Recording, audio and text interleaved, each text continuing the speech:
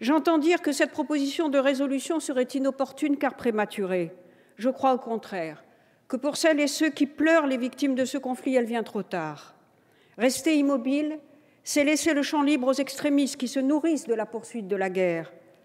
Face à l'échec du processus de paix, l'indifférence est coupable et l'inaction meurtrière.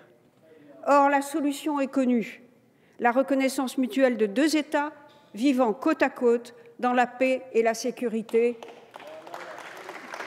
qui fait, depuis 1993, l'objet d'un accord des deux parties et d'ailleurs de l'ensemble de la communauté internationale. Comment se peut-il alors qu'un consensus aussi général n'aboutisse jamais à sa réalisation? Que proposent ceux qui refusent notre contribution à part un statu quo mortifère?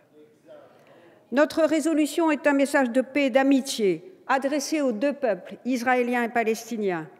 Nous voulons contribuer à la reprise des pourparlers, car j'ai la conviction, comme Shimon Peres, que la gestion du conflit, prônée par certains, ne fait qu'exacerber la violence.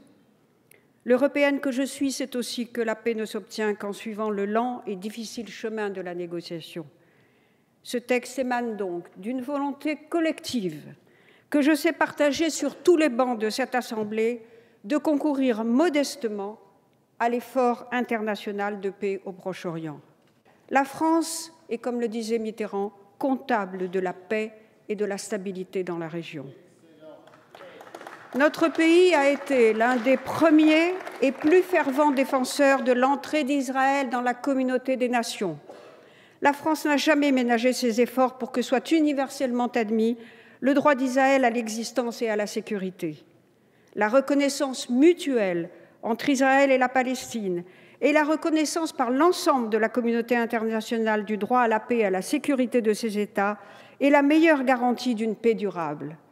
Notre démarche veut contribuer à un mouvement pour la paix et appuyer les efforts de la diplomatie française en ce sens.